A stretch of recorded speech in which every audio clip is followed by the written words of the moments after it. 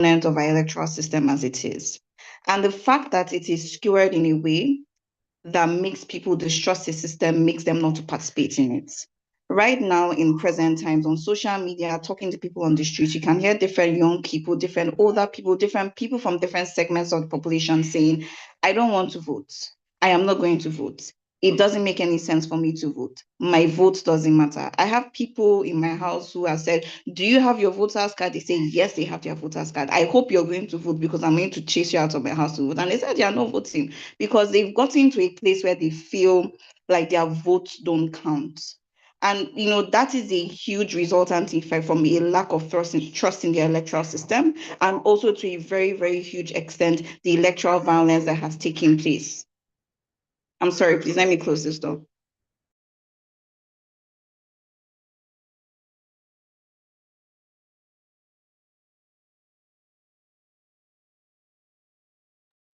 Hello?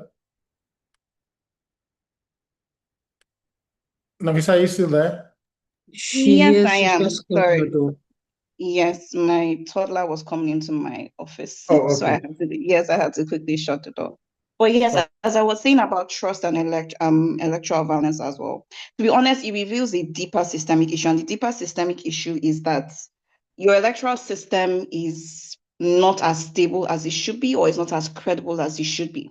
Because the truth is, and I believe this rhetoric has also been reinforced by the other speakers in the room, if you do need to resort to violence or resort to other extra means to be able to thwart a particular result, or to be able to thwart a particular election, how do I put it, declaration, to put your candidate, to put your person, it shows that there's already a systemic problem with the way your electoral system is already based.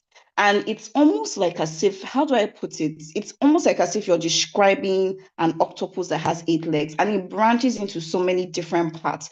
Why are people so desperate during the election times? And to be honest, if you look at the whole spectrum of electoral violence, it doesn't just happen during the electoral season. We all know that once we round up 2027, people are literally preparing for 2021. Elections have not even been declared, but the internal party activities have already started. From the online violence, that's one, to the physical violence, that's another one. Think about women who want to go out and contest, women who want to go out and vote. I remember in 2023 elections when there was a lady when we had that resurgence in young people wanting to go out and vote, and she went in Lagos and she was videoing, I think, the officials when they were counting, and they beat her up, whether she was counting or she went to go and vote, and they beat her up. There is an aspect of vulnerability and intersecting vulnerability that comes into that conversation. And to be honest, I'm sure if we question her today, she's probably going to say that I'm not interested in voting in 2027 because of electoral violence. So first of all, I think we need to establish that for places like Nigeria, the concept of electoral violence is not just at the point of when we announce the elections. It's a round cycle thing. It really is a round cycle thing. Parties themselves are preparing for their internal party congresses, their ward elections. There's a level of violence that is happening there, even at the community level with the stakeholders as well. So the effect that does to people who do want to follow the process and who do want to vote is that, why would I risk my vote? Why would I risk my life to a process that is already rigged by violence all year round? And the other extreme of that effect is apathy. I'm not going to go out. I'm not going to vote as well because they're just going to write the election results or beat up people. So there is no point for me to engage, even through the pre-election process in the internal party mechanisms. People don't participate because there's a conversation of, if I say I want to come out, maybe this party candidate will come out and beat me up, or they will gang up against me in one local company and beat me up. So it's a round cycle thing. It's a round cycle violence that keeps on happening, both physically and also in digital spaces as well. So that's the last thing I'm going to say. Thank you so much. thank you so much, Nafisa, for that elaborate one as well. Talking about how voter apathy, how election violence and affect democratic participation through voter apathy and people's lack of desire to participate in the entire process from the beginning again, and how it also affects internal politics. I'd like to go to Abby at this point. Madam, are you there? Okay, I'm here. Awesome, awesome. I know you're always here. Thank you. Thank you for hosting us. How do you think that election management bodies, the security agencies, INEC, and the rest of them, political parties, can ensure professionalism, neutrality, and respect for human rights in 2027 elections? Thank you very much for that question, Martin. It takes a bit of introspection. How do we ensure that they're professional about their work? I think it's the foundations that we set from the beginning that determines if they're professional about their work. The first thing is, as a nation, are we counting numbers? How much are we investing in elections? Starting with INEC, for example, do you have sufficient polling booths? Are you following the letter of the law when it comes to elections? Are we following the Electoral Act? Are party primaries being held appropriately? Are they following the letter of the Electoral Act? Is anyone challenging normalities right from the primaries? Do we also think about the security forces and the various conflicts that are ongoing in the country? I think they're the first indicator, of early warning indicator of if elections will be violent next year, at the number of violent conflicts and the degree of the conflicts across the country. Are they being handled effectively? Are citizens' voice also heard at the legislative level of the country, both at the state legislature and at the federal legislature? Are we holding them accountable? I think that for the institutions to be held accountable, civil society just needs to wake up. Citizens also need to know what part they are to play. Referring to the Constitution, let's go back to Section 14, 2C, I believe it is 2C, about citizens' participation in our electoral in governance in our country, and ask ourselves as citizens, are we occupying the office of the citizen? Occupying the office of the citizen is holding the feet of political office holders and the institutions to fire now, and not a week to elections, not and is the media doing its work? Are they acting as the watchdog? In any country, if you allow anyone room to do anything they want and contravene the laws, they will. And we've seen it in advanced democracies that where people are not on their guard, that institutions will go awry. And that's not a surprise for Nigeria. So are we holding their feet to fire?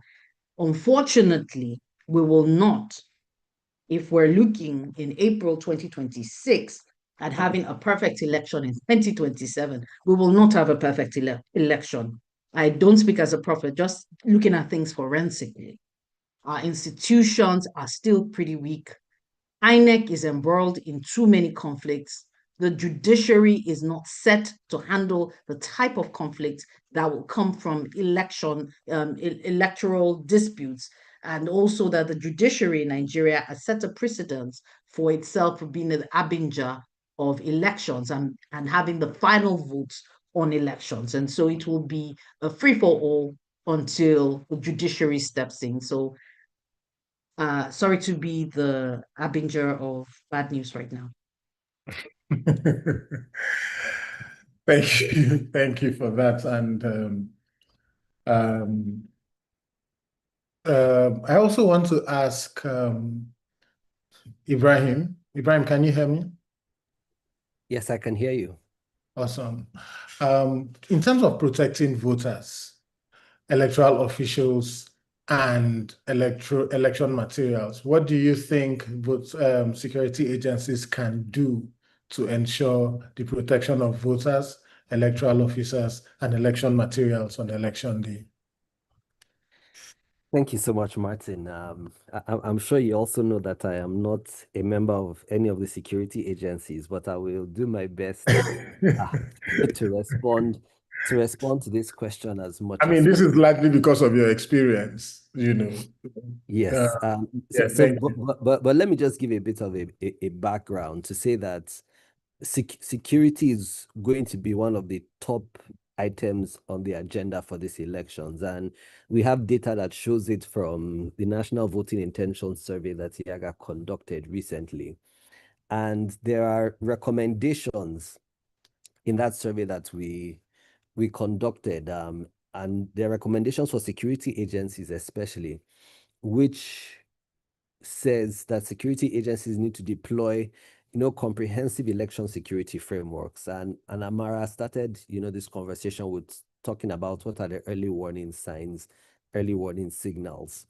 As part of the work that we do, we also do a pre-election observation. And some of the things that we look out for is you start to notice large trends or movements of people from one place to another shortly before the elections. Those are some indicators that people are either being transported or bussed, from one place to another, either to rig the elections, to perpetrate violence, or some other form of election malpractice. But our security agencies, unfortunately, are not specialized enough in the sense that they are able to respond adequately to election-specific and election-related threats of violence. As much as we sometimes do not like to praise or compliment the Nigerian police force, I think that we must give them kudos because there's currently an election related division within the police that is being specialized, and I think it is led by CP Abayomi Shogunle, with a specific focus on election security. But when we know that election security goes beyond the police.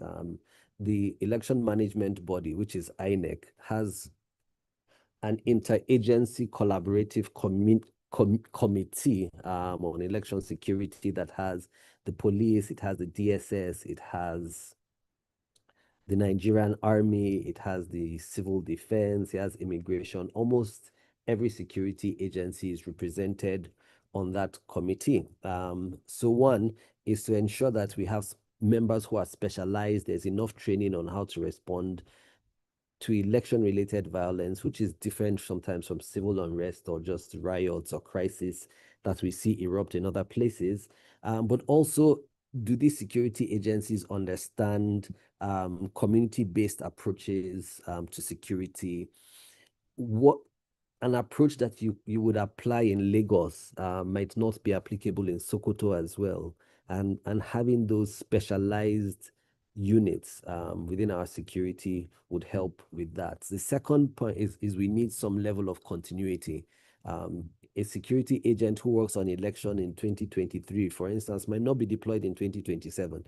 So there's some level of experience that is lost, and others are deployed on election day. We need to have that specialization. We need to build that institutional memory and experience and continuity.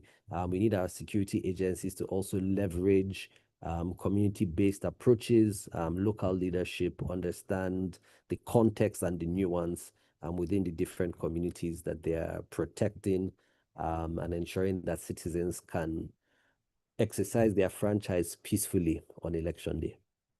Over. Thank you so much. I also wanted to ask you a follow-up question. That's very enlightening as well. When you say that you have some sort of pre-election observation and early warnings, is there a particular region or part of the country that you have that influx of people or movement of people? Also, is it more or less like a week to election, 1 month to election, or 3 days to elections? How and yeah. So our pre-election observation reports are the deployment of long-term observers, and it's also dependent on the election that is being held. Some of us are aware that in the next few months, there will be elections in Osun and in Ekiti. And so we have already deployed long-term observers who are monitoring some of these trends for early warning. But with the general elections, would also deploy those long-term. And each election comes with its different context and its different nuances. We see some constants many times, and I'm sure that keen followers of these elections know that Rivers State, for instance, is always a hotspot for electoral violence, and this has been a recurrent issue, especially in the Fourth Republic. And because we follow what the data tells us, I would not want to preempt the data that we see from ahead of the 2027 general elections. But in different parts of the country ahead of the 2023 elections, we saw early warning signs where people were being moved across different states. We saw, especially in many border communities, where people were being moved across territorial borders, and say, for instance, many people coming from Niger Republic, sometimes 2 weeks, a week, a few days before the elections, and this raises a huge concern for security for us as a country and for the credibility and legitimacy of our elections. One thing I'd like to add, as I just wrap this up, is that our laws also try to protect us as much as possible, especially on election day. Nafisa made the point that election security goes beyond just election day. But I think our politicians increasingly understand that if you intentionally ferment violence in a polling unit, you stand the risk of the votes being totally cancelled in that unit. But because we also have politicians who do not play by the rules of the game, sometimes when they notice that they are losing in some certain areas, will now intentionally ferment violence so that it affects the outcome of that elections. So it's almost like we're caught between a rock and a hard place when it comes to elections and security in our country. Wow.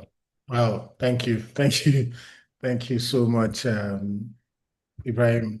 I'd like to ask Amara to speak a little more on the role of electoral and governance institutions. How can we strengthen legal frameworks and enforcement mechanisms, addressing electoral grievances and disputes effectively? Samara, in as much as electoral management bodies in ensuring credible elections? Well, I mean, I'll start by saying that quite a bit of this is water under the bridge. I think we have an electoral act to go with the current election. And there was effort to make some amendments to what was looking like what was going to be drafted. But then eventually we have what we have. Some people wanted to mandate the immediate transmission of results. That didn't happen. And my perspective on the management of the technology around the election is significantly different, because I think that the system knows what it is doing, and there is no systematic protocol for protecting election information, for managing situations where there is either a compromise of the system as a result of a failure of confidentiality or integrity or availability. None of that is part of the protocol. None of that is tied into any legislative framework. There's no accountability with INEC as a result of the powers that have been given them to use information technology to prosecute the elections. So what this leaves us with is that this still becomes a case where, you know, the legal framework, it sort of creates the context, but the consequential decisions and the operations of it are still left with INEC and between INEC and the court. And experience shows us that, you know, what can happen in that kind of scenario, especially where the incumbent is seriously interested in the outcome of the elections. So that flags one thing about what can be ground that may or may not be able to be recovered at this point in terms of institutional interest. I also want to raise the flag because it doesn't make sense to have this conversation in the air, in the abstract, you know, what is going on at the moment. And there's also the fear of neutrality of INEC. I mean, it's something that's always there, even when there is no evidence to it. But the current conversations about pro-APC commentary by the current chairman of INEC, and even INEC's response to it, which has been denial, you know, in the face of forensic detailed evidence, does not inspire confidence in terms of the ability of INEC to operate at the highest level as a neutral arbiter. And so that's, you know, also a signal that we want to pay attention to. Now, none of this means that the pathway to free and fair election is foreclosed, that, you know, but it just makes it a bit more treacherous that we need to look at. Now, of course, you mentioned in an earlier intervention about the role of the judiciary. This is also something that comes into question. It's an institution, and the posture of that institution and the role of that institution is critical.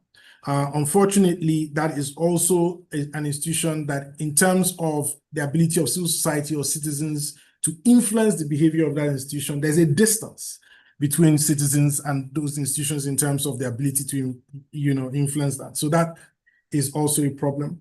Now, but in the context of this, I do want to state something that, you know, I think we have to bear in mind.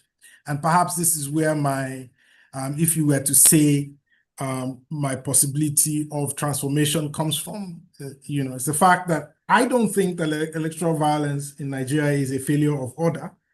I actually think that it's an order defending itself. The state can perform neutrality, you know, but it operates factionally.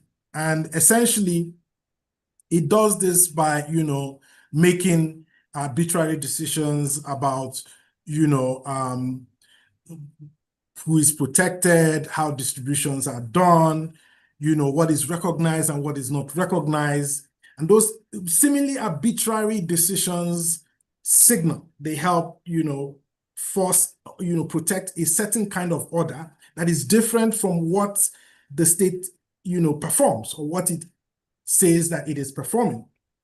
And Nigerians are intelligent enough to see that gap. They can see the gap between what the state says it's doing versus what the state is actually doing. The state is defending something that is not the same as what it is saying it's doing. And I think that's where electoral violence sits. It's an order on its own. It's not a disruption of order. And we need to interrogate the order. That is, what is the state defending? I mean, if you look at NSAS, it wasn't an election. It was a simple request. But the state considered it as something that will unsettle a particular order. In fact, the word that was used was regime change, and we can see how that ended. It's important to interrogate this order that is, you know, because that order, if it persists, it will continue to produce violence. That is just what that order does. It will continue to produce violence. So everything that we'll do on top of that order is treating the symptoms. It might be time for us to really interrogate what this particular political order looks like and to see what might change it, what forms a new settlement that all the various actors and publics within this current political order will accept as a new equilibrium. I hope I've answered your question. Very, very well, sir. Thank you. Thank you so much for that. Thank you so much.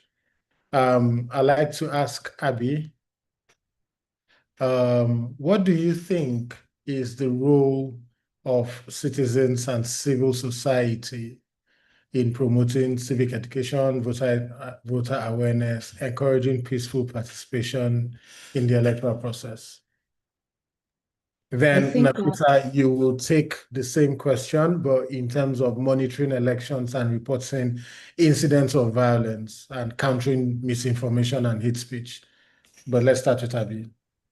I think that, thanks, Martin. I think that you've already answered part of the question yourself, and I already started to allude to it in my earlier intervention, that the power lies with us as citizens.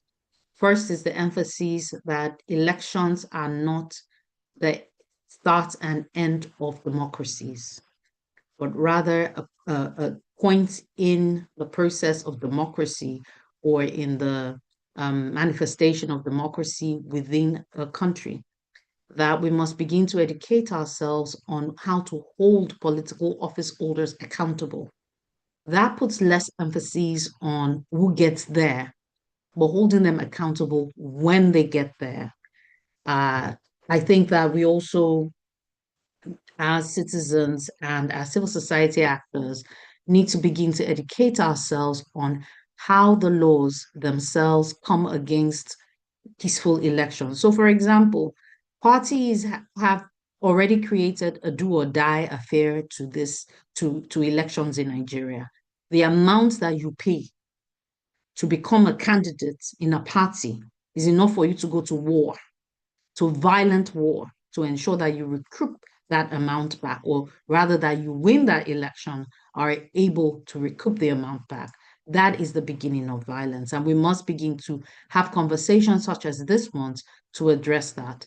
The other is the role of citizens during elections, being able to look at the manifestos of parties. We've allowed parties in Nigeria to go largely without having tangible philosophies of their own. They decide that they will just come bamboozle everyone and then we all move. We decide elections by whether we like his face or we like his pockets, and that, or we like his ethnicity or his religion. And I keep saying is because that's what we've done so far in Nigeria. We've also not been very equitable with regards to gender, with regards to where people come from, or the socioeconomic class. We want the richest person there, as though that would save us. America is having a great day about rich people and governance right now. But I digress. But as Nigerians, we must ask ourselves what our values are. And those are conversations that will be had informally in homes, that will be had informally in communities, in extended families, in community groups, in your secondary school alumni WhatsApp group, in your university alumni WhatsApp group. Students gathered together and reviving the vigilance that used to be in our student union, that we begin to ask ourselves what our values are as a nation and the type of people who represent those values. That's the beginning of ending violence. Looking at our laws and the way in which the laws make electoral violence or make us more vulnerable to electoral violence. We also need to ginger up the media to realize that they're part of civil society, and their constant education of citizens and profiling of candidates, their merits and demerits, are also critical to citizens developing a sense of who should be there and not just a violent brawl. By the way, if you had more women in politics, there will be less violence. Just saying.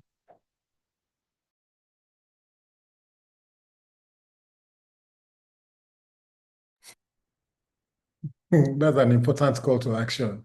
If you have more women, there will be less violence. Okay, Nafisa, can you hear me?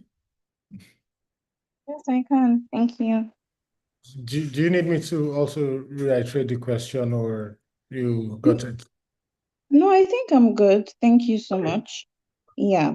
So I think in regards to, confronting misinformation, countering violence, and promoting a more effective way of reporting electoral violence. I think there's a critical point or a critical feature that I fear sometimes goes under the radar, and I think that's civic education. And I want to just recall two personal scenarios of mine. Back in 2021, heading into 2022, we had an election in my family. To be very specific, my husband was trying to run for House of Reps under PDP in Osun State. And I joined in some of those conversations, some of those campaign rallies, some of those ward rallies, some of those conversations with the ward chairman, the this, the that, the constituents, etc. And you go to everyone, you go to everywhere, you go to the bars that are really black because people have been smoking Igbo, marijuana, etc. You go to the palace where the Oba is, the kings, the traditional rulers are. You go to the churches, you go to the mosques, you go to everyone. And to be honest, and then the second, I noted that because there was nobody within reach when you wanted to get a vote. And then I was also part of the Emerging Political Leaders Fellowship by Lieli Moke. And there was a particular facilitator who had run in Lagos State for the State House of Assembly twice. And he said one thing. He said, these people, I'm not trying to be offensive, but these people that we call Agberus, and we say they are part of a particular party's infrastructure, and we don't relate with them when we are carrying out our civic education and voter mobilization conversations, that they are stakeholders. And he found out that he had to figure out a way to make them his own stakeholders through his own, campaigning and etc. He didn't eventually win the election, but it was a very interesting perspective for me. I've engaged in civic education, exercises and matches and going to educate people on how to vote. But sometimes I fear that in trying to do the civic education itself, that we kind of, I don't want to say it's a bias, but we stereotype the kind of people that we do our civic education exercises to. We need to educate everyone. There's something an older mentor of mine used to say, that people do better when they know better. It's not a zero-sum game, but to an extent, if people do know that there is a better alternative for this, then possibly we will do better. But we need to give people the chance, the knowledge, and the understanding to do better. So civic education to unlikely participants is a real huge critical part of some of the conversations that I've been having internally.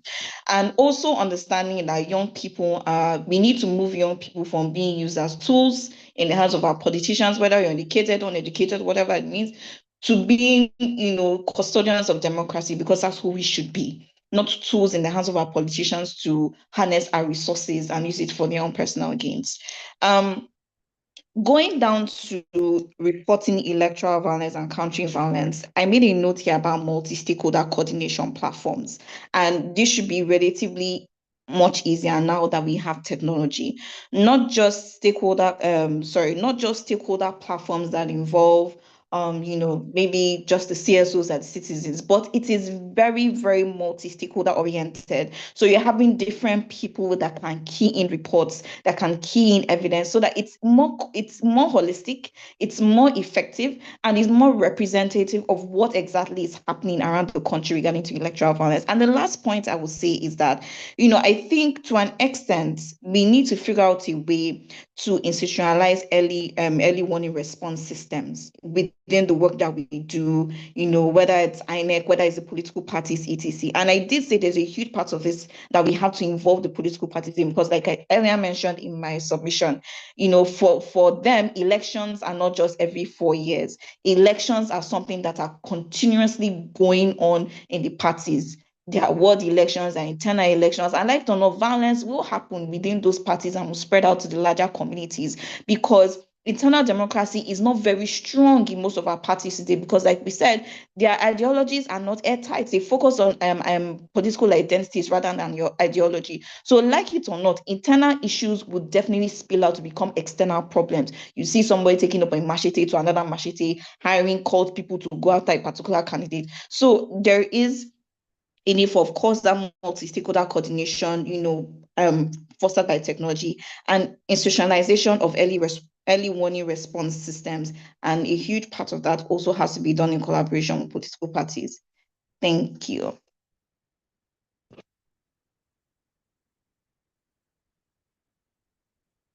Hi, Martin. Sorry, I was trying to unmute myself and it was taking so much time. I was talking to myself, saying wonderment and praising you right here while you weren't hearing. Sorry, thank you. Okay, so can we talk a little bit about the collaboration and preventive strategies? I would like to go back to Ibrahim as well. I know Yaga does a lot of collaboration in terms of election monitoring and the rest. I also know that so can you please, Ibrahim, talk to us about the multi-stakeholder approaches to electoral security? Based on the information you have? Is it just because I know that there was a time we were having the question as to whether military does not have any business in our elections. So should we say elections are just only the election security should be the sole prerogative or responsibility of just police and National Civil Defense Corps and state security services? Or should we limit elections to um, um, just police? What is your opinion in terms of multi-stakeholder approach to electoral security? So Martin, my first response is that election security is everyone's business. So this means every person who is listening to this webinar this afternoon, including the moderator, who is doing an amazing job, including all the panelists who are speaking, everyone has a responsibility when it comes to election security. And why I would say this is that we live within different communities. Sometimes we are aware when certain things happen that can influence or affect election security. One of the things that I like to do personally is to have conversations with the security men in my neighborhood, just to ask them, what's going on, what is happening? Because many times I get up in the morning, I leave for the office, I come back later in the evening, and I might not have a full grasp of some of the things that happen during the day that can even affect my personal security. So that is one way of figuring out what is going on. And we can apply this same principle to election security, ensuring that if there's anything you see that can affect election security, it's not to escalate it to the closest security agency. And it is not just the responsibility of the police or the Department of State Services or the Civil Defense Corps to provide security or ensure our security before, during, and after the elections. Like you said in your question, it's a collaborative, multi-stakeholder initiative. There are organizations, and I would mention them. Clean Foundation, for instance, does a lot of amazing work around early warning systems ahead of elections. But we might say that their work is not as visible as the work of some other organizations. And so there is a need for that collaboration. We have the Nigerian Civil Society Situation Room that also brings together civil society organizations from across the country working on different areas, including election security, that can just aggregate what is happening pre-election, on election day, post-election, and then now send it to the appropriate security agencies. I'd also mentioned, that there's that interagency committee on election security. So we have all the security agencies in the country who are members of that committee working on elections. So it is definitely multi-stakeholder, involving security agencies, civil society organizations, and very important citizens and citizen groups. But while we're talking about election security, for me, just thinking forward as I wrap this up, is that if you observe elections in many other countries, we do not see this same emphasis on election security as we have in Nigeria. I was in Ghana during the last election, and I was deployed to a town that was 3 hours away from Accra. So I woke up at 5 a.m. And I drove 3 hours. I encountered one police checkpoint on election day. The airport was not closed. Motor parks were open. Citizens were able to go safely to vote and then just walk to the closest motor park and go about their normal business. It is almost as if we have taken an anomaly and normalized it, that on election day we close our airports, we close down businesses, we shut down all our borders because elections have become so emotional and have become a security trigger that can lead to loss of lives and property. We're not yet there yet. And like I said, just thinking ahead is that we also need to start building that culture that people do not have to lose their lives or live in fear of going about their normal business because elections are being held in the country. Over.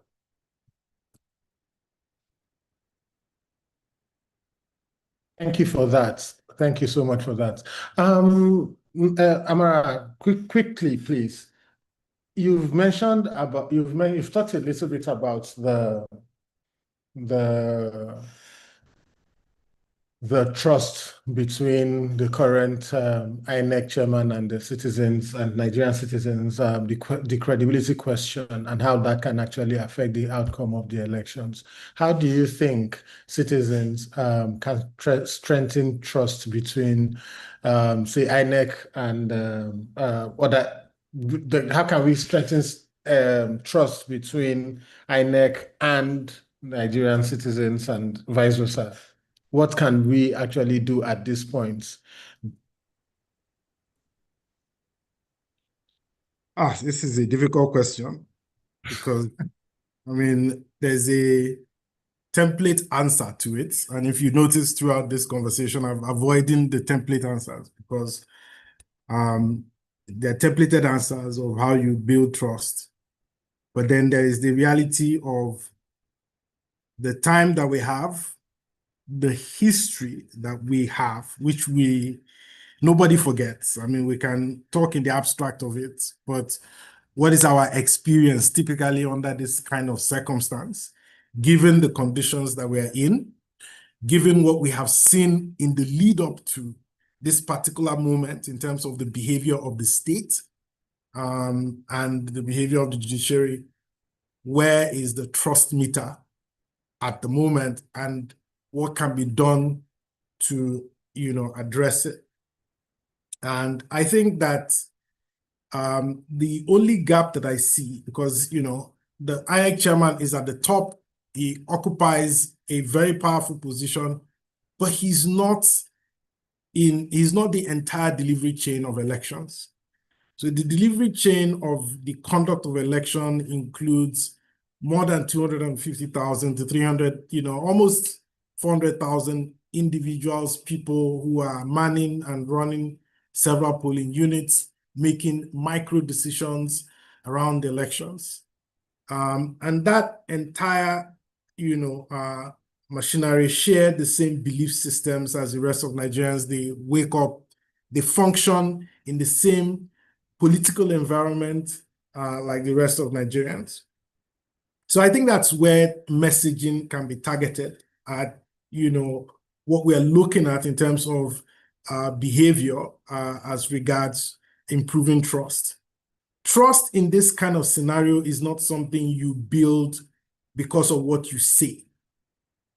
Trust is built based on performance, and visible performance that is reinforced and consistent in its delivery as with respect to expectations.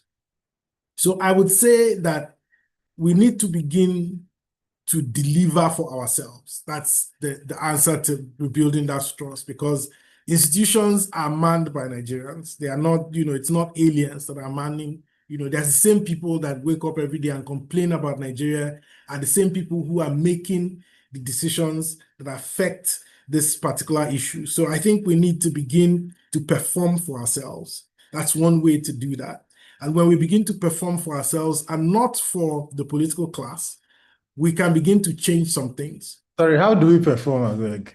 So one good example is what happened in Abia State, where just a few people, including one particular returning officer, was instrumental in fighting or resisting the urge and the pressure to change certain key results that might have changed the outcome of the elections.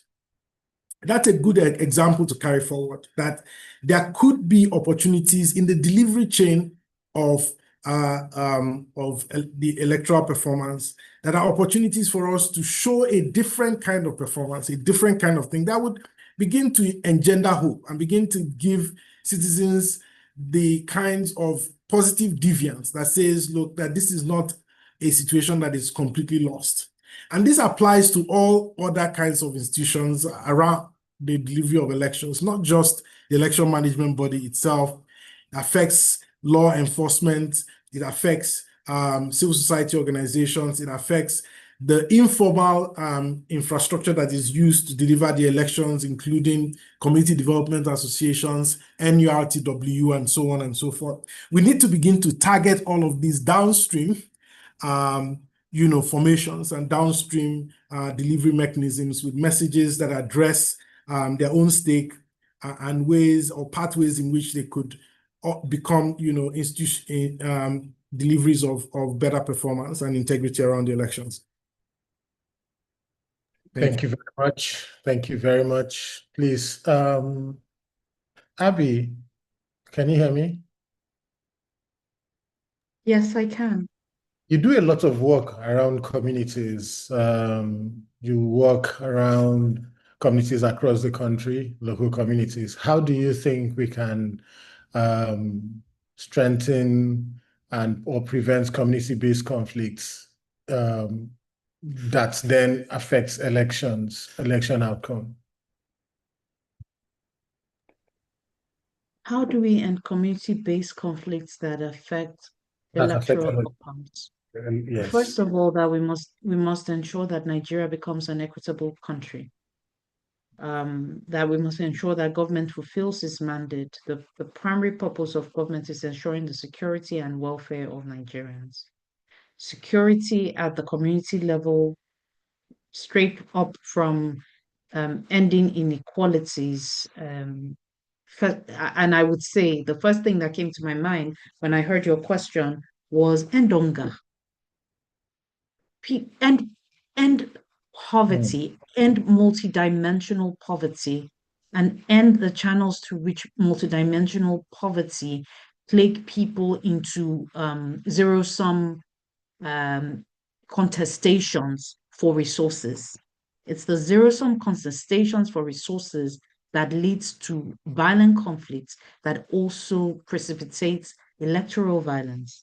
So take, for example, that Nigeria, first of all, that we are one of the poorest countries in the world. It's very, very sad to say that while we're also some of the richest, I think of mining host communities where a lot of the work that we do take place and the type of poverty that people have to deal with on a daily basis. Forget all that gist about living on less than $1 a day. That we don't have medical care that reaches people at the base. That we don't have governance in a lot of places. Excuse me, a few years ago, just working before my iteration with Global Rights, I used to work with the negotiation and conflict management group, going into the Niger Delta, trying to build a dispute resolution system between Shell and the communities there, and realizing that the only government, of course, the people that the communities had grievances against was Shell. I'm talking about in River State, but also realizing that the only form of governance in a lot of the communities that I was assigned to work with was Shell itself, that built schools, that provided water, that built the roads, that was dealing with the pollution. or shell itself. And going back to the communities, mining host communities in which I now work, that doesn't even exist. The companies do not exist because a lot of the mining is artisanal in nature. And when government gives licenses, that it still does not provide any form of supervision to these companies. And that worsens the poverty of communities. Now, in terms of security as well, that we do not have a justice system that works straight up from the court system. No, sorry, from the police, that we do not have community-based policing in a way in which communities have the confidence of government protecting them in any form whatsoever. When there are grievances, they have no places to report them but amongst themselves, and of course, some of the contestation of the violence that goes on there. Contestation of poverty also starts with what happens to a Nigerian child when they're born. If our children, we have the most number of children that die before the age of 5, we have the highest maternal mortality in the world. That if our children are dying and not going to school, we also have the highest number of out-of-school children in the world, that we are building generations that are destined for poverty, and that worsens contestation for resources. We have not talked about our Land Use Act. We have not talked about access to government, to capital that helps you expand agriculture. Education also helps you to expand it. It's a whole village of issues that eventually lead to violence. We also have historical violent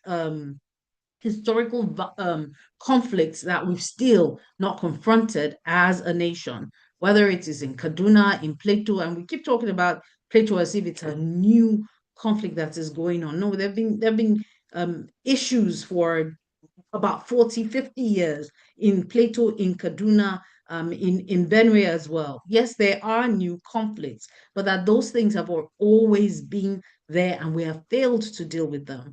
When you think about the Southeast as well, you think about the IPOB issue that has now degenerated into a Hydra-headed monster, and you think of every part of Nigeria is bleeding because we do not have government that cares. If we have politicians at the grassroots that just show they care, all Nigerians ask for is show us that you care, that we will begin to reduce the load, and institutions that work and institutions that care. Now, you cannot have institutions that care when the heads of those institutions or the politicians that or political office holders that direct those institutions don't show that they care. Now, when we have institutions that care, when people realize that they are cared for, they're more patient, and they're better able, even in poverty, to be to feel a part of the country and to feel that they are a part of the country, belonging, which is also one of the constitutional mandates that the Constitution lays there, that the government must ensure a sense of belonging and vestedness in citizens. That if we begin to deal with these issues, however, in little spares, whether by journalists, by others, by civil society actors, and by government itself, we will begin to reduce our propensity and our threshold for violence. I'll stop. Thank you so much. Thank you so much. Thank you. Because when you were talking about, sorry, before then, I'd like to say that we have 20 minutes to have comments, reaction, questions, and contributions from participants in this webinar. So if you do have any question or you want to say something, please signify just so that I can recognize you and also pass the mic to you, or yield the mic, as they say, to you so that you can say your own side, talk your own, so that's okay. So basically, when you mentioned, Abby, being, please just signify by raising your hand on the chat, in the chat rather box, or comments, webinar chat, so that you can be recognized. If you do have any question or any contribution, please. So when you talked about having an equitable country, right? I was wondering, how do we split Nigeria into different part that it is equitable enough so that everybody can benefit and share. But talking about ending inequalities through more light in it, talking about ending multidimensional poverty and giving everybody a sense of belonging and ownership was very enlightening as well, and how we can go about that to make a country for our own selves and a country we can live in, a country we can call our own, and a country we can be proud of, a country where people would not think that election is the only way out to survival of getting political power or grabbing political power is the only way to survive and make something out for themselves. So they then decide to kill, steal, and maim, snatch, and run away, as the case may be in some instances. So thank you so much for that. Do we have anybody?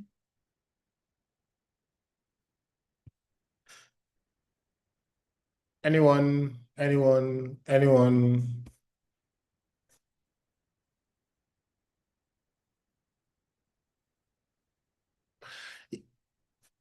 If there is, in the absence of, okay, Hawa,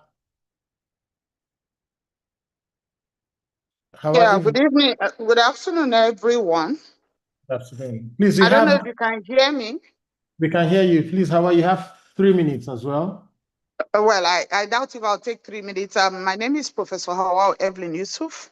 Okay. I am a criminologist, and I was actually interested at the point where we started talking about equitable, making Nigeria equitable, and like you asked, rightly asked, how do we begin to operate equitably across this nation? There are a lot of areas of inclusiveness that we are not even looking at. To what extent are we looking at, not just looking at the gender dimension of inclusion? Why are we not looking at other dimensions which also include persons with ability or disability, as the case may be? Because when we're talking about conflict and conflict resolution, we also need to understand that there's this other tier of persons that we are not looking at. Once we talk about, we begin just to think about gender equality or gender equity, and we are not paying particular attention to those other aspects of inclusion that we need to look at. So as people who walk around these terrains, it will be very important that we begin to look at these other personalities and begin to grow or widen the scope of what we are doing. Thank you for the privilege and thank you for this great webinar. Thank you so much for that. Thank you. Anyone else? Busayo Obishakin. Okay, you have the floor, Busayo.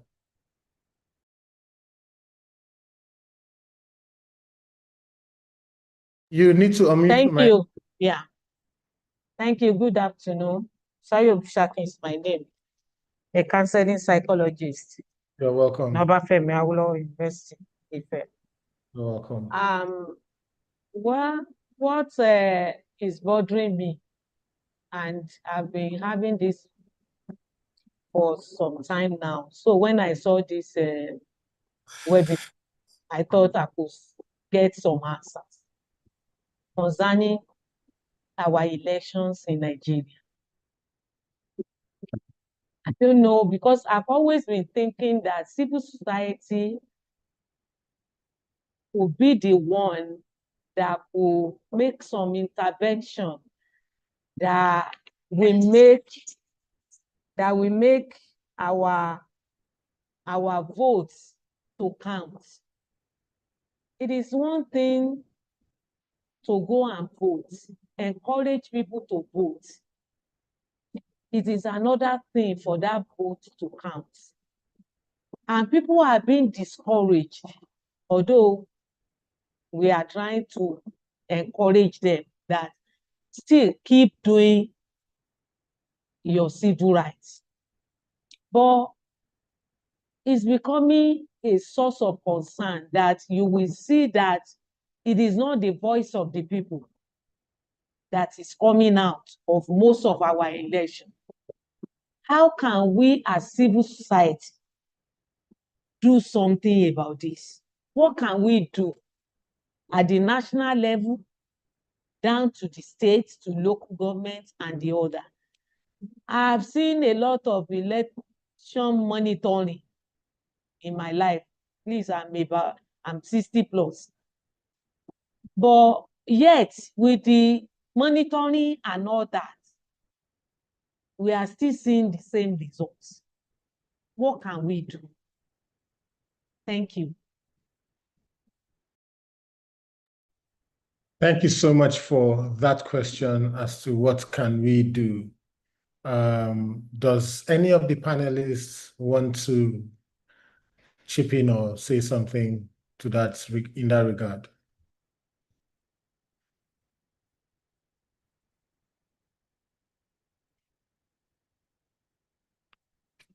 Or should I ask one of the panelists single you out? Martin, could you just, because a lot was said and it sounded like there were a lot of questions asked in one. What specifically are we asking? What citizens can do to have a credible elections, because yes.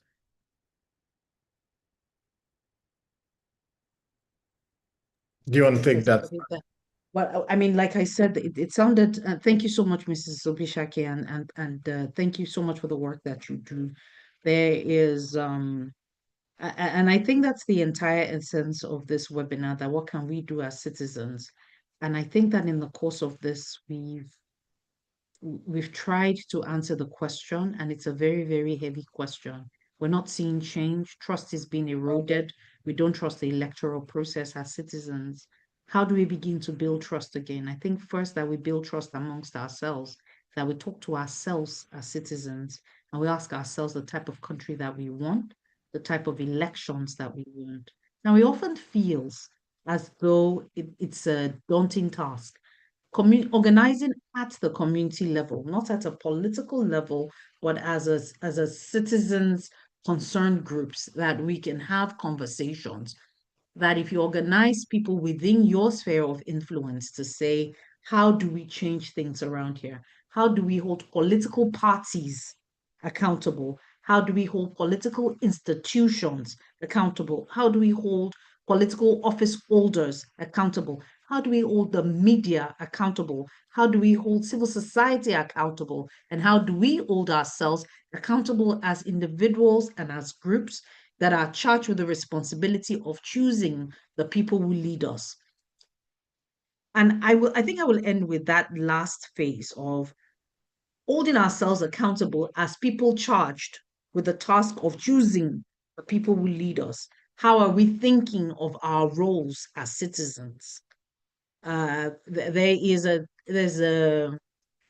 a trend that used to really annoy me, and it's getting on television and listening to citizens speak, or when you meet people, when foreign states come into Nigeria and they say, if there's any way you can help us, we act as though we're completely helpless, which we're not. I'm going to yield to Nafisa because I think she might have something more concrete to say, but it's a whole lot of holding ourselves accountable.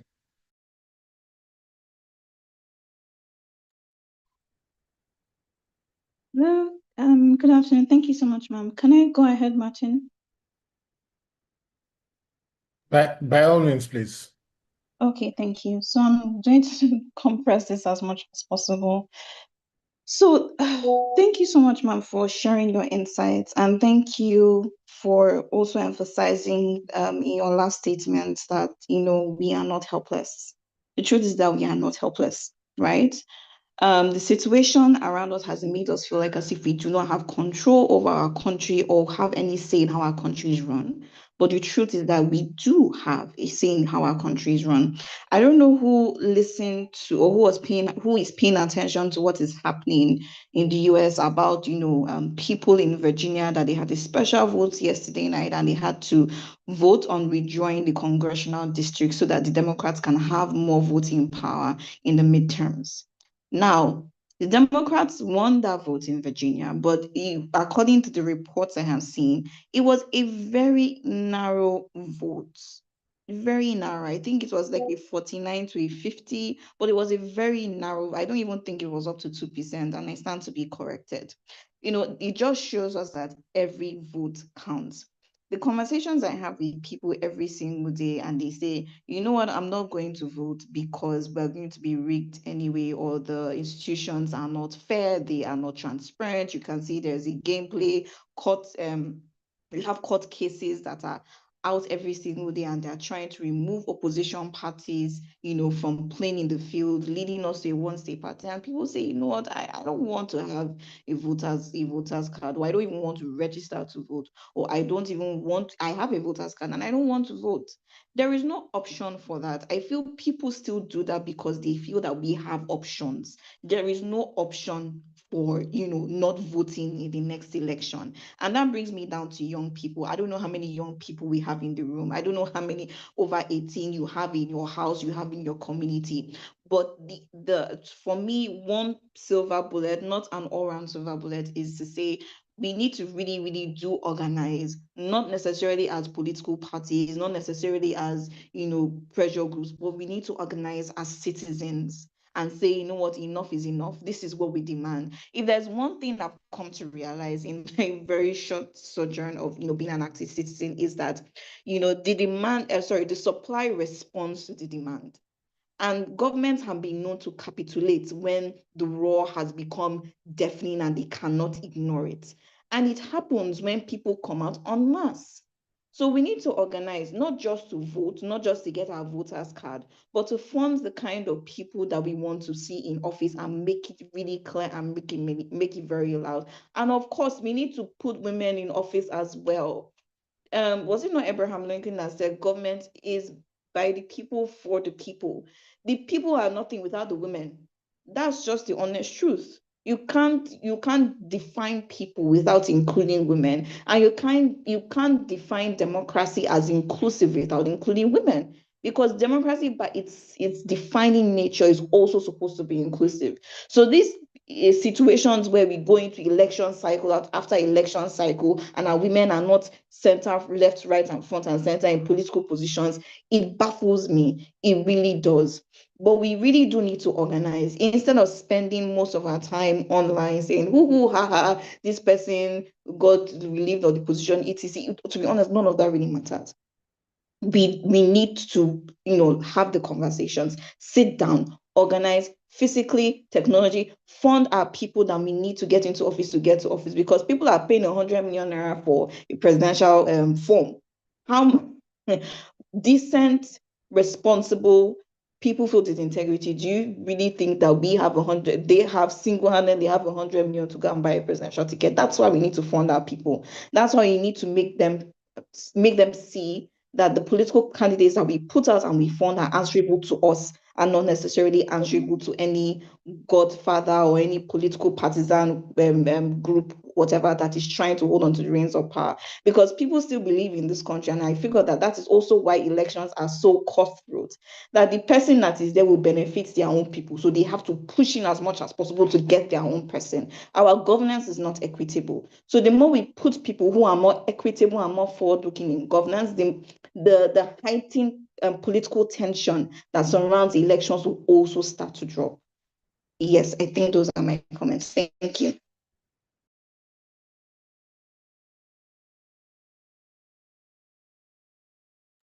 Thank you so much, Nafisa, for that. Thank you so much. Does anyone else have something to say?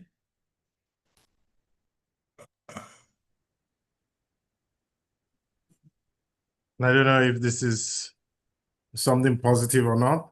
I don't think it is. I'll just say that, the unwillingness, and I think Nigeria's voter turnout is dwindling. I think the last election was 24%. I think the AMAC election was about 19 or something, or 20% turnout for the election. It is a collective rational decision that people take when the process demands way too much from you than it actually gives. And I don't know if it is a design issue, and part of it is because, you know, it requires you to come out on a day when the government, who you experience as coercive or violent, says no movement. And so you have people who you don't trust their ability to control themselves in the streets monitoring movement. And then you have to spend the whole day in a place where potentially violence could occur, not just erupt in the place, but could come and meet you there, typically far from home, and vulnerable in the sense. And then, of course, the process can be overwritten in the very next step of collation.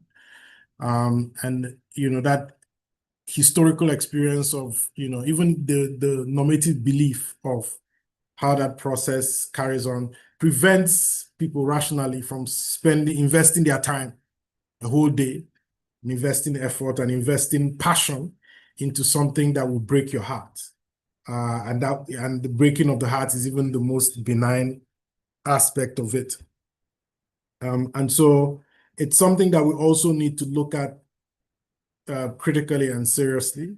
And we also need to acknowledge that in our messaging as well, and also begin to look at how, what is the coping strategy around these very rational responses that people have, because people are withdrawn from the process. And it doesn't foreclose survival for most Nigerians. Many Nigerians have found a way to continue to you know, negotiate their everyday survival through other processes that are not necessarily gate-kept by election and don't have to involve the state. People are able to manage themselves in the informal sector. They're able to manage themselves in the margins of the state. They're able to produce some meaningful form of life, reproduce continuity without necessarily having to pay attention to what the state is doing or what elections throw at them. And so we must, in our messaging, also be very truthful to this reality that people are facing, and we must take into consideration those challenges and present some sort of symbolic connection in a way that moves people, that impacts their behavior, even in that context. And I hope, you know, in this 2027 election, we'll find something, a moment that moves us as a people collectively, that narrows the differences between us, and that, you know, gives people, you know, motivation, a reason to take a certain course of action, which is to go towards the elections and select right candidates for the moment. Thank you very much. Thank you very much. I think we've had a very good management of time so far. We can still take some more. Does anyone else want to say something before we? Yes, Martin. Okay, right.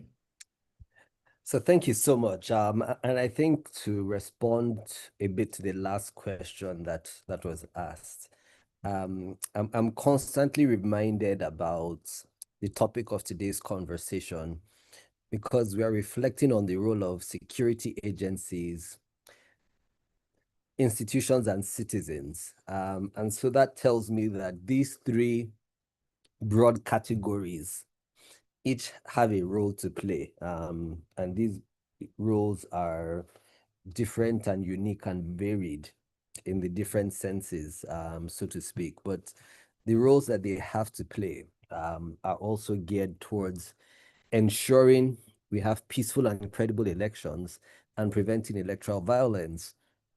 And when I think about the way that these two variables interact, it's that we need to prevent electoral violence and it ensures that we have more peaceful and more credible elections. But that says to me that citizens have a role to play.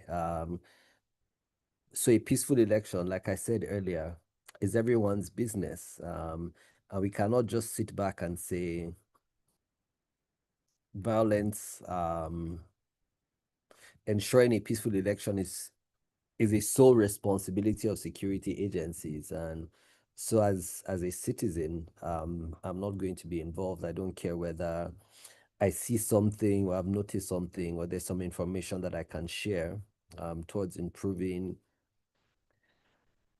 the credibility of this process, and I won't do the same. But Amara has also spoken, about the role that institutions have to play, and the conversation around trust, I think, is a thread that has been recurring and running through many of the different conversations that we've had. That security agencies, on the other hand, must build trust, and not just be seen, but it's actually felt. It's in their conduct on election day, in post-election, pre-election, at the polling units, at campaign rallies, at primaries, at ward congresses, that citizens feel a sense of safety, that they can go out and know that they are going to come back home safe and sound with both life and limb. Institutions also include the election management body, building that trust, that citizens are able to come out and that the process is credible enough. And sometimes the outcomes of the elections do not always reflect what you want, but just that credibility to know that the outcome is a reflection of the majority of the votes cast for that particular election, and you can go to sleep with that confidence that no one needs to go to court, for instance, to contest the outcomes of the elections. And of course, the role of security agencies, I think if I speak on that elaborately, I would be, overflogging a dead horse, because we've spoken several times about the roles of security agencies. And I think the primary responsibility when it comes to preventing electoral violence for us is the responsibility of our security agencies. And like I mentioned earlier, if this involves having specialized training, specialized units that focus on election, ensuring that the context around local security apparatus is taken into consideration, the pre-election, election day, and post-election environment, then it is very important that everyone has a role to play. Thank you. Thank you so much, Ibrahim, for consistently hammering on the fact that everyone has a role to play in ensuring that elections and security and safety in our elections and participation as well. Before I round off by giving some looking at the reflections of what we've discussed so far, does anyone also have something else to say for like 1 minute?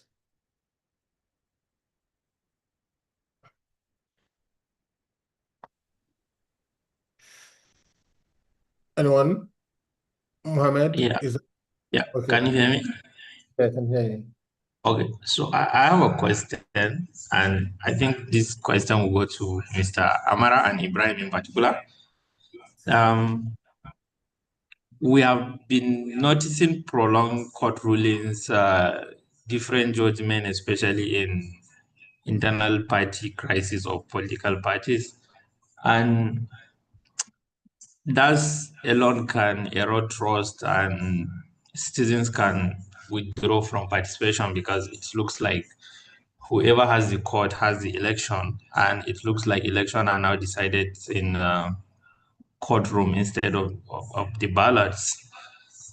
So I want to know, how can institutions restore that credibility when the system itself appear inconsistent? And also, given the recent INEC chairman controversy with the X account, and the INEC come out to be the judge, jury, and executioner of their own case, and refuses to disclose who is the forensic expert they hire to do that, when you can simply use Grok on Twitter to verify some things. How can that kind of institution restore its credibility when there is so much inconsistency in there? And institution like INEC is not, people like easily distrust it because people feel like they're being controlled or something. And then this particular INEC chairman, I think, there is a lot of issues against him. And then the institution is also, you can like literally see it, government aides that are like defending him and all these things. How can institution like that restore their credibility?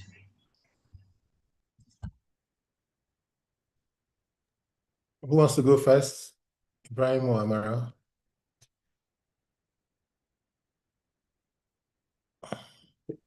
So I can try and go first. And Mohammed has raised some very contentious and controversial issues that we're dealing with. And I think we can all agree that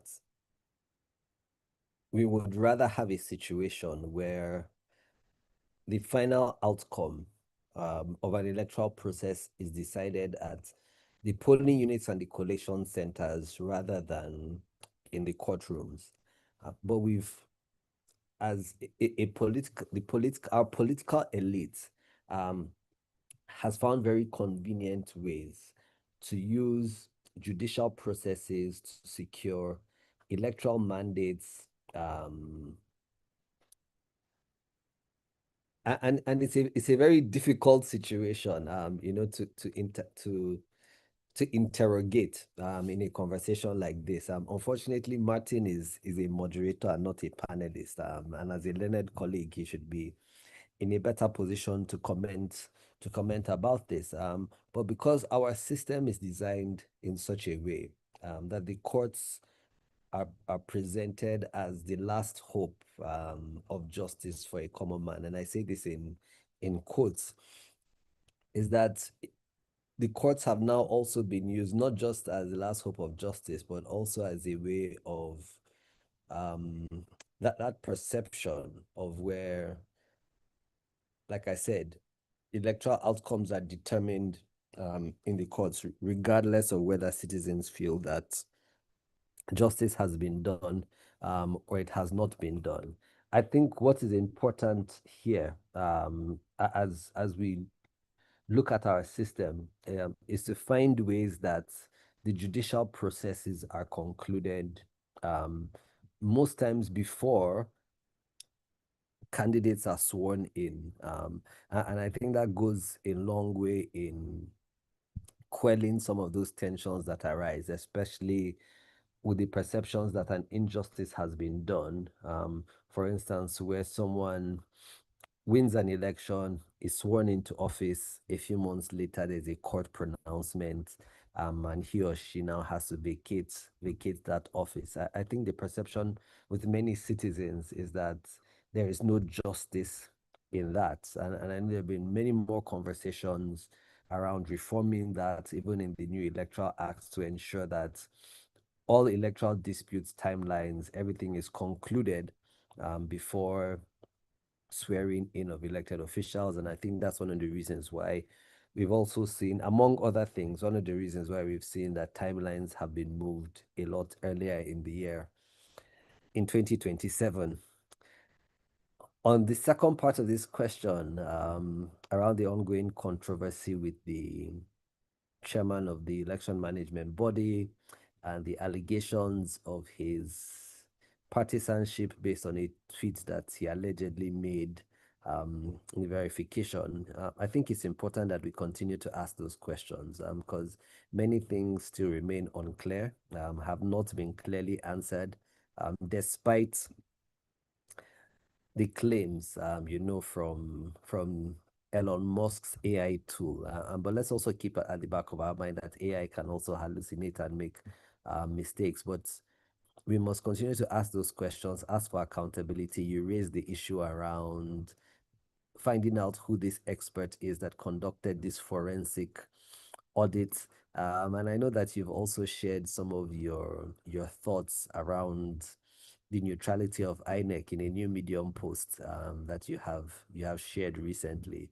And this is important because if INEC, the election management body, is not seen as credible, this affects citizens' participation, voter turnout, increased apathy, and it will not be a stretch to say that you can see where violence can be triggered, where the neutrality of election management is brought into question, whether it is via a Twitter account, whether it is via the way the judiciary is arbitrating around internal party affairs or ensuring that electoral outcomes are determined in the courts. The bottom line, I think, is around accountability and neutrality of our institutions. Over to you, Amara. Thank you, Brian Farouk, for going first and the courage to answer this question. I think this is what I've been trying to say all this while, that, it's great to have, these conversations that are, great, that sound really nice in the abstract, but the reality is what it is. And I think that this question that we have on the floor is the reality of where we are.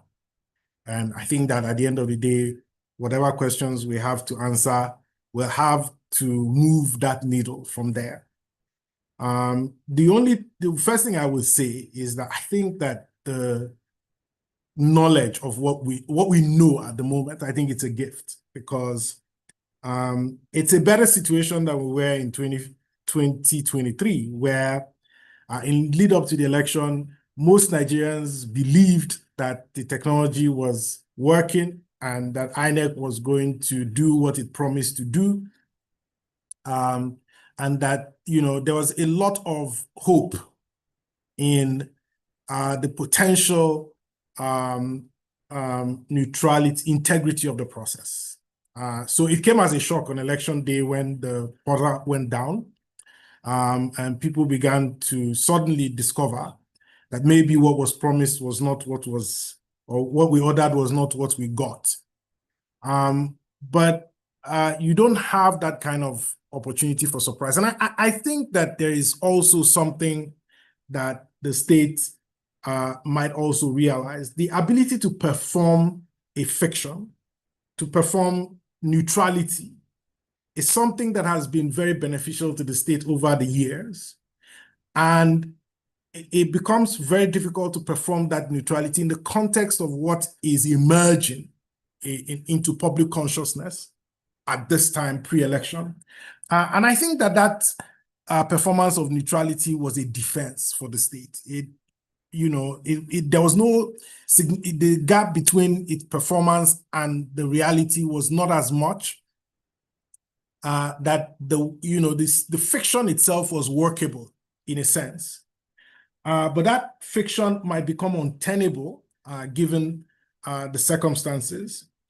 And I think that's also part of why it is critical at this time to engage even more, because an election might not necessarily, the votes of an election might not necessarily turn out to be the political act that the actors behind it expect it to turn out to be.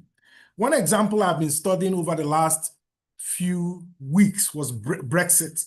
And the fact that even though that, the vote, it delivered a certain verdict, the political act of Brexit was far more fundamental than the verdict that it delivered.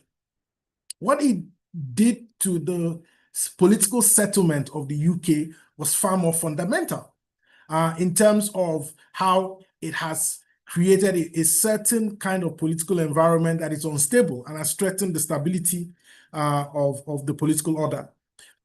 So it's important also to realize that an election can give a verdict that has nothing to do with candidates. It can tell people, it can give a verdict on the state in terms of whether the state can be seen as a legitimate reproduction of, a legitimate institution for reproducing order, or if it isn't. And I think it's important to front load, or as some of the AI platforms will put it, and I think Farouk mentioned something about AI, to foreground what the political stakes are in terms of legitimacy for the states and for whoever eventually embraces this program and this strategy that is at play, what the stakes are in terms of legitimacy, and what a thin legitimacy and an unworkable fiction looks like within the context of what Nigeria actually is. Because I don't think a lot of political actors and civil society actors and people around Nigeria, in terms of people who are stakeholders in the political order in Nigeria, understand what Nigeria could be as a political environment when the workable fiction no longer is there. And I think it's important for us to, highlight this and foreground this, because it begins to force, what I call a negotiated settlement, something that people begin to call themselves to order in advance prior to that political verdict being cast in stone and becoming irreversible. So I know I've spoken in a little bit of code, but I think people who, and in fact, some people from code are here, but people who understand Nigeria will understand what I'm saying. Thank you and God bless. Thank you, Amara. So only people from code can decode what we've coded. At least there's one person who's from code. So at least I know that one person can code and decode. All right, thank you so much, Amara. And so I think I'll just yield the mic to Abby to give a vote of thanks and wrap up the webinar. I'm supposed to give a summary, right, or a recap of the key reflections. Okay, so I think that before Abby comes up, I think one of the very critical things for us to reflect on that I have heard in this conversation is taking very seriously early warnings in terms of elections and ensuring that we have institutions that take seriously or to institutionalize early warnings in our electoral system, just to ensure that we prevent electoral violence. And what is the fundamental question of who a citizen is? That question has been asked a lot of times, and we still haven't had an answer, despite the fact that there was a national confab that was supposed to answer that question, but till today, we haven't had that question, answers to that question. Also, what are the key roles that citizens have a key role to play in our elections and our electoral system, especially when it comes to election security. Is one of the major conversations, or one of the things I've heard in this particular conversation that is key, and I think we should take away the procedure of the election vis-a-vis our political actions. How are we interrogating the electoral procedure? What are we doing in terms of the electoral procedure that will prevent somebody from hijacking the procedure either from the beginning of, in the middle of the elections, or at the end of the elections, whether it is pre or during or post elections? How are we safeguarding the electoral procedure to ensure that we have the favorable outcome, or at least outcome that we can all agree to say the outcomes of this election were credible, free, and fair? How can we also ensure that internal elections and internal wrangling that's usually is hijacked, that then frustrates citizens from participating in an election, is reduced to the barest minimum. And one of the last but not the least, or talks about the professionalism in the conduct of our elections. How are the election management bodies conducting themselves in a professional manner that it doesn't cast aspersion to the credibility of our elections? And how does the professionalism of election management bodies ensure that, or gives us the hope that our participation is not in vain.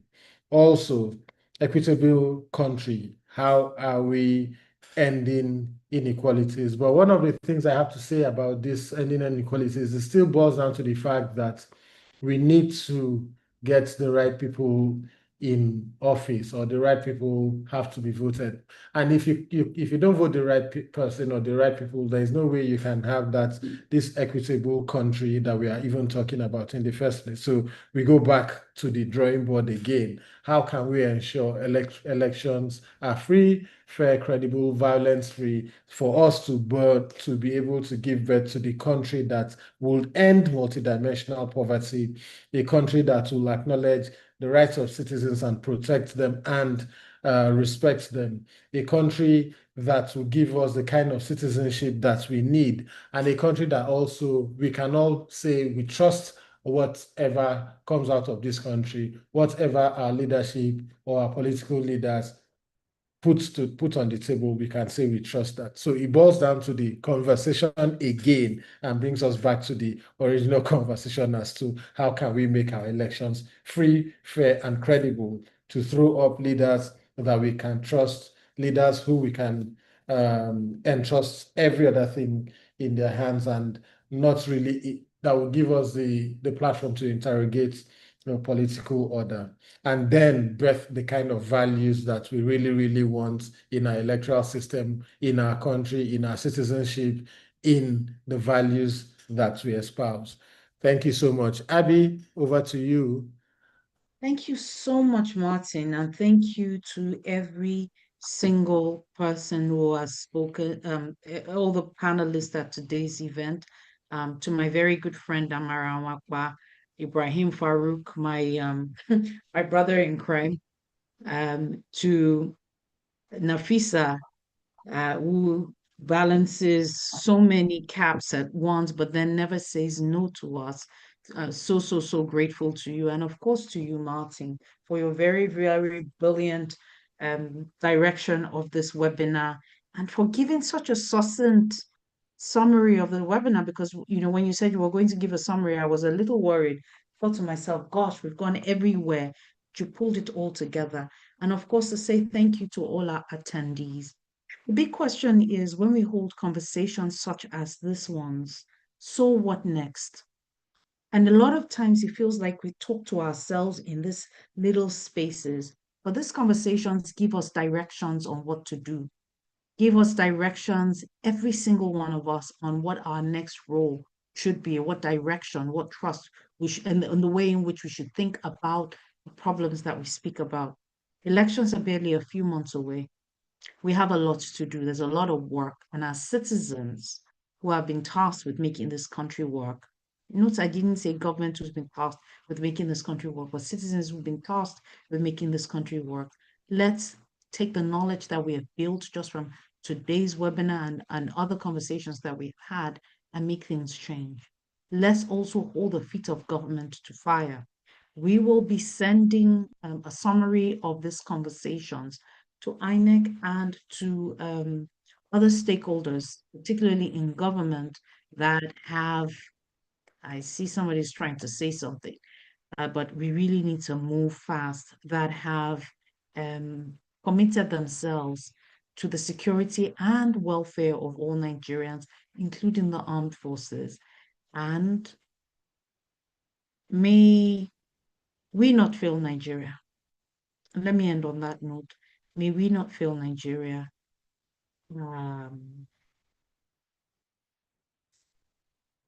We can only wish ourselves the best in the upcoming elections and before the elections, after the elections. My angst is after the elections. How do we ensure that we build a violence-safe Nigeria? How do we ensure that we have a credible and peaceful governance of our own country? The whole country is up in arms. Let's be committed to a more peaceful and violence-free Nigeria. Thank you and God bless. Thank you very much, and thank you, everyone. Bye-bye. Thank you all, and take care. you.